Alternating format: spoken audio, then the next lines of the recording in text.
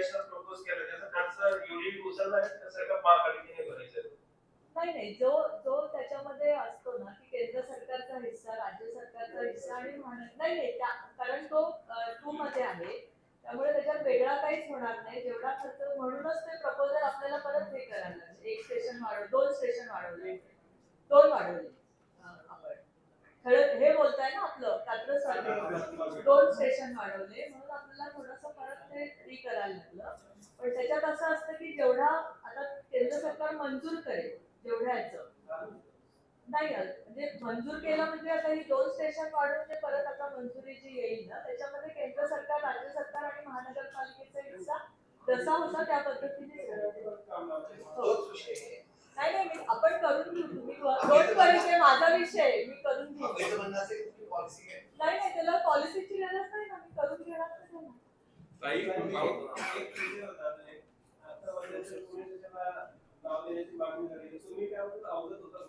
नाही, मला माहिती नाही ऍक्च्युली, मी पुण्यामध्ये नव्हते. मी पण तो विषय तुमच्यासारखाच पेपरला वाचला.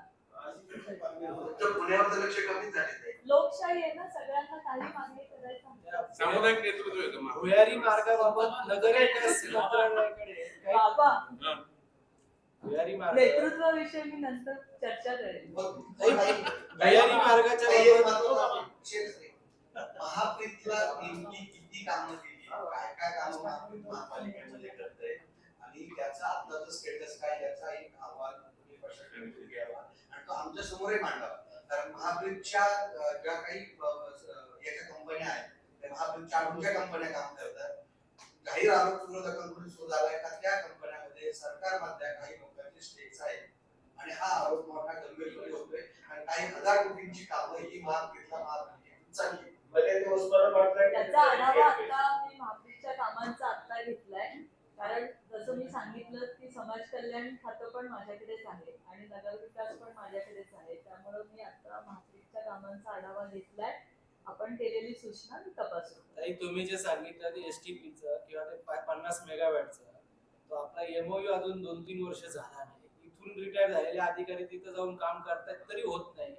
तो फक्त आपण तुम्ही स्वप्न दाखवतोय का आम्ही ह्या म्हणून आढावाच मी आता घेतलाय ना, ते काम होईल का नाही हे मी पुढच्या मीटिंग मध्ये सांगेन. टाइमलाईन देत चला तुम्ही. टाइमलाईन द्या. पावसाळा आला की तिकडल्या दायरी त्या भागाला सगळं दुळदुळ पाणी प्यावं लागतं. दरवेळेस आश्वासन दिलं जातं आम्ही जलशुद्धीकरण प्लॅन टाकू, अद्याप काही होत नाही. त्या संबंधी काय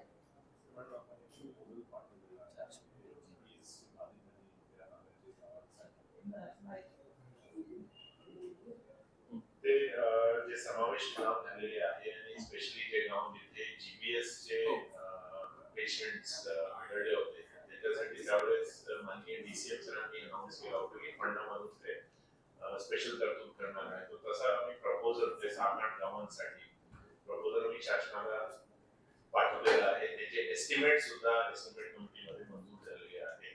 आमच्या पण चर्चा झाली, मॅडम नाही आणि हे विनंती आहे की शासन स्तरावर लवकरात लवकर ते मंजूर करावे. चला मतदारसंघातला एक प्रश्न आहे, डिझास्टर मॅनेजमेंटचा रिव्ह्यू आता आपण कमिटी स्थापन केलेली आहे हेड ऑफ हिस्ट्रोकच्या विषयात आणि बीडीपीच्या विषयामध्ये.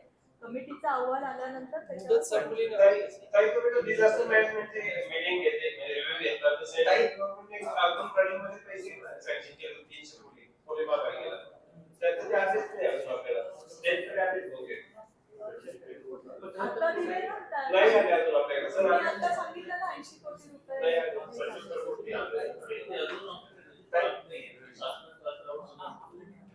मंजूर झाले. काही इतर प्रश्न असा आहे काही सातत्यानं भाजपवर आता गंभीर आरोप व्हायला सुरुवात झाली आणि पालिकेतून आरोप झाले. काल जे प्रकरण झालं ते आपण सगळ्यांनी बघितलं. भाजप पदाधिकाऱ्यांवर वारंवार वाद होताना हे होत आहेत आरोप. तुमच्यासारखे सिनियर नेते मात्र काही ऍक्शन मोड मध्ये येताना दिसत नाही. एवढ्या वर्ष तुम्ही भाजपशी तुलना सांभाळली होत्या आणि तुमच्या पक्षात असं होत आहे. मला असं वाटतं की ज्या पद्धतीने व्यवस्थित कारवाई व्हायची त्या पद्धतीने झाली. पोलिसांनी हे केस दर्ज केले त्याच्यानंतर भारतीय जनता पार्टीकडे त्यांनी राजीनामा सपोर्ट केलाय, तो तुमच्या अध्यक्षांनी स्वीकारलाय. त्यामुळे जी प्रोसिजर व्हायला पाहिजे होती ती सगळी झाली. तो ओंकार कदमच्या राजीनामा आणि आपली ओंकार कदम, प्रमोद कोल्हे या सगळ्यांना परवानगी दिलीत का भाजपने? अधिकाऱ्यांची अशा पद्धतीने वागणं, महिलांची अशा पद्धतीने वागणं परवानगी दिलीत का भाजपने? अशा प्रकारचे आरोप केले जातात. आता विरोधकांना आरोप करण्याचे त्यांचं कामच आहे. आणि आता महानगरपालिकेच्या निवडणुका येत आहेत, त्यामुळे आता हे दिवसेंदिवस आरोप वाढतच जातात. आरोप करतायत असा पद्धतीने आरोपही ज्या काही एकाच विचाराने ज्या काही मॉडरेटचा राजीनामा घेतला त्या तशी महापालिका आयुक्तांना बॅन करावं लागलं. आता जर घेतला नसता तरी तुम्ही म्हणले असते काही की- ओंकार कदमच्या प्रकरणी असं सांगितलं की आरोग्य खात्यातले एकाने अधिकाऱ्यांचे बोला भांडण बाबा. झाले. काय एकाने- आरोग्य खात्यातल्या अधिकाऱ्यांचे भांडण 2 कोटींच्या वरचं प्रकरण सगळं घडलेलं आहे. कुणाचं? हे ओंकार कदमचं प्रकरण. ओंकार कदमवर पक्षाने काय नाही, कारवाई तो वेगळ्या प्रकरणावर बोलतोय.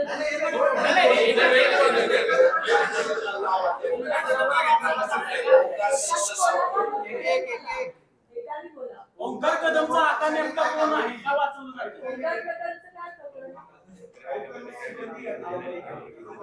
काहीतरी आरोग्य विभागाच्या महिला अधिकाऱ्यांसोबत भेदभाव केला होता. आरोप असा केला गेला की त्यांनी काही इकडे काय झालं? आरोग्य विभागातल्या ज्या महिला अधिकारी आहेत ना, ओंकार कदम जो पालिकेत येत होता, त्यांनी आपल्या आरोग्य विभागातल्या महिला अधिकाऱ्यांची छेड काढल्याचा आरोप केला गेला. राज्य महिला आयोगानं आदेश दिल्यानंतर आयुक्तांनी त्यांना बंदीची कारवाई केली. त्यानंतर देखील गुन्हा दाखल करण्यात आला शिवाजीनगर पोलीस स्टेशनला. पण कारवाई पक्षाकडून कारवाई झाली, गुन्हा दाखल झाला. मग ओंकार कदमला कुणाचा आव्हान आहे? ओंकार कदमकडे भाजपचं काही पद नव्हतं, त्यामुळे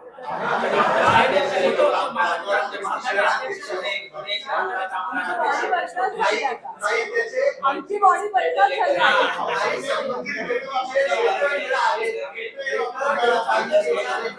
एक जण बोला ना, जसं एक जण बोला रे. तुम्ही अशी बोलताय. तुमचे शहराध्यक्ष त्यांचे मार्गदर्शक म्हणून इतक्या लेटर लिहिलेलं आहे. मी शहराध्यक्षांकडनं माहिती घेऊन मी सांगते. ताई, बबनराव लोणीकरांचं स्टेटमेंट पुन्हा एक वादग्रस्त स्टेटमेंट समोर आलं. बाबा संपवा ना आता, बस झालं. लोणीकरांचं तेवढं काय काय हवंय? लोणीकरांनी पुन्हा एकदा त्यांची बोलण्याची पद्धत आहे म्हणजे कोणाची? बबनराव लोणीकर माजी मंत्री. त्यांचं काय झालं? त्यांनी म्हटलं की तुम्ही घातलेले कपडे तुम्ही काय काय मी हे सगळं शेतकऱ्यांबाबत विधान केले. कपडे चपला हे सरकारचं आहे अशा प्रकारचे मला कल्पना नाही त्याबद्दल. वारंवार ते लोणीकर असं स्टेटमेंट करतात. म्हणजे लोणीकरांना जाऊन विचारा ना काय झालं. काही शेवटचा प्रश्न ताई, खासदार मेधा कुलकर्णींनी पुणे रेल्वे स्टेशनला बाजीराव पेशव्यांचं नाव द्यावं अशी मागणी केली होती. त्यानंतर ठाकरे गटाकडून कोथरूडच्या बाई अशा प्रकारचे फ्लेक्स लावण्यात आले शहरभरात. असा वाद निर्माण होणं कितपत योग्य नाही आहे? नाही, असा वाद होणं म्हणजे खरंच चांगलं नाहीये. आणि अशा पद्धतीचे फ्लेक्स लावणं पण बरोबर नाहीये. लोकशाहीमध्ये मागणी करण्याचा अधिकार सगळ्यांना असतो. त्यांनी मागणी केली, अजून कोणाला मागणी करायची असेल तर तेही करू शकतात. पण एखाद्या विषयी अशा पद्धतीचं फ्लेक्स लावणं हे मला असं वाटतं की पुणे शहराच्या दृष्टीने पण ते योग्य नाही. हिंदी सक्तीच्या विरोधात ताई, चला, चला. ताई, ताई. आज पुणे महानगरपालिकेमध्ये नगरविकास खात्याच्या अनुषंगाने, समाज कल्याण खात्याच्या अनुषंगाने आणि PMFILच्या विषयामधल्या काही विषयासाठी आज ही आढावा बैठक महानगरपालिकेमध्ये मी घेतली. आपले नवल किशोर राम हे नवीन आयुक्त म्हणून आपल्याकडे रुजू झालेले, त्यानंतरची ही पहिलीच बैठक. त्यामुळे त्यांनी सुद्धा या बैठकीमध्ये माझ्यासारखाच आढावा घेतला असं मला वाटतं. या सगळ्या महानगरपालिकेच्या विषयासंदर्भात जे आता आपल्याला सगळ्यांनाच माहिती आहे की याच्यामध्ये पुण्याचा मोठा विषय जो होता की आता जी पूरस्थिती गेली 2 वर्ष येत होती, त्या दृष्टीने एक डिझास्टर मॅनेजमेंटच्या संदर्भातला आढावा इथे घेतलेला आहे. की डिझास्टर मॅनेजमेंटमध्ये आता महानगरपालिकेने काय काय केलेलं आहे. आता पण आपल्याला केंद्र सरकारच्या अंतर्गत आपण जो प्रकल्प दिला होता त्याच्यामध्ये डिझास्टर मॅनेजमेंटकडनं आपल्याला 80 कोटी आता आपल्याला मंजूर झालेले आहेत. आपण एक डिझास्टर मॅनेजमेंटचे 2 प्रकल्प हे आपल्या नीती आयोगाचं जे महाराष्ट्राचं मित्रा म्हणून आहे त्याला पण आपण सादर केलेले आहेत. तिथून पण आपल्याला या गोष्टीसाठी काही पैसे मिळतील आणि महानगरपालिकेने जवळजवळ माझ्या मते की सगळा मिळून त्याच्यामध्ये 600 ते 700 कोटीचा प्लॅन आता केलेला आहे आणि त्याची कामं ऑलरेडी सुरू केलेली आहेत. त्याच्यामधल्या 2 प्रकल्पासाठी जे त्यांनी निधीची तरतूद मागितलेली आहे ती राज्य सरकारतर्फे आम्ही त्यांना पुरवू. दुसरा जो होता जो अमृत च्या अंतर्गत जी चालणारी कामं त्याच्यामध्ये जे STP ड्रेनेज लाईन वगैरेची कामं तर अमृतच्या ह्याच्यामध्ये खूप महानगरपालिकेने चांगली आता प्रगती आहे. अमृत 2च्या अंतर्गत पण जी कामं आता त्यांनी हे केलेली आहेत त्याच्या संबंधीची पण कारवाई ऑलरेडी सुरू झालेली आहे. त्याच्यामध्ये जे नवीन STP घेतलेले आहेत आता तर 6 STP जे काही दुरुस्त करणं आणि 2 परत नव्याने बांधणं आणि नवीन अमृत 2 मध्ये अजून 4 STP घेतलेले आहेत. असे जवळजवळ 10 STPची तरतूद आता हे केलेली आणि एक शुद्धीकरण केंद्र मला वाटतं ते वडगाव बुद्रुकच्या इथे त्याची पण प्रोसिजर सुरू केलेली आहे. दुसरं गोष्ट पंतप्रधान आवास योजनेमध्ये महानगरपालिकेचं काय आता कॉन्ट्रीब्युशन आहे ह्याचाही आढावा घेतलेला आहे. आता त्यांनी 4,500 घरांचं प्लॅनिंग इथे सांगितलेलं आहे आणि येणाऱ्या काळामध्ये काही गायरानांच्या इथे त्यांनी आता प्रस्ताव दिलेले आहेत की गायरानावर आपण ह्या आवास योजनेची घरं बांधू शकतात. त्याच्यामध्ये अशी सूचना आम्ही दिलेली आहे की पुण्यासारख्या शहरामध्ये जागा मिळणं फार मुश्किल असल्यामुळे आपण HDH मध्ये जी आता आपल्याला प्लॉट उपलब्ध होतात HDHच्या आरक्षणामध्ये तिथे आपण ही घरं बांधून घेऊ शकतो का किंवा म्हाडाचे लेआउट आपल्याकडे पुणे शहरामध्ये खूप आहेत. त्या म्हाडाच्या लेआउटमध्ये पण आपल्याला जर हे केलं तर महानगरपालिकेने असा प्रस्ताव शासनाकडे पाठवावा आणि जर ती मंजुरी झाली तर आपण हे टार्गेट अजून चांगल्या पद्धतीने पूर्ण करू शकतो. त्याचप्रमाणे सर्वात मोठा प्रश्न होता हा टॅक्स वसुलीचा. तर आता 150 दिवसाचा जो कार्यक्रम राज्य शासनाने दिला सगळ्या महानगरपालिकांना त्याच्यामध्ये हे टॅक्स असेसमेंट आणि टॅक्स वसुली याचं टार्गेट ऑलरेडी दिलेलं आहे आणि 150 दिवसामध्ये त्यांनी त्याच्यासाठीचं लागणारं सॉफ्टवेअर किंवा काय या पद्धतीने हे सगळी तयारी करून 150 दिवसामध्ये त्याच्यात रिझल्ट द्यायचा आहे. त्याच्यामध्ये पण महानगरपालिका आता त्यांनी सॉफ्टवेअर आणि या सगळ्या गोष्टी आता केलेल्या आहेत आणि त्यांनी आता आपल्याला शब्द दिलेला आहे की जी थकबाकी आहे तर ती जास्त दिसते कारण बऱ्याच घरांना आपण जे बेकायदेशीरच्या ह्याच्यामध्ये 1.5 पट 3 पट टॅक्स लावलेला आहे त्याचा दंड आणि व्याज हे खूप वाढल्यामुळे ती थकबाकी जास्त दिसते. ह्यावेळेस मी त्यांचं विशेष करून कौतुक करेन की ह्यावेळेस त्यांनी जवळजवळ 950 कोटीचं जास्तीचं टार्गेट पूर्ण करून टॅक्स कलेक्शन केलेलं आहे.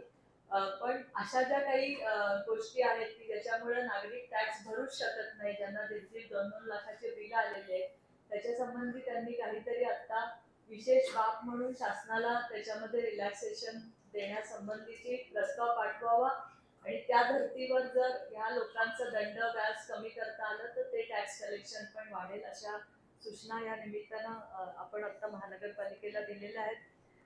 त्याचप्रमाणे 2 आपलं लहुजी साळवे स्मारक आणि सावित्रीबाई फुले राष्ट्रीय स्मारकाचा दोन्हीचा आढावा झालेला आहे.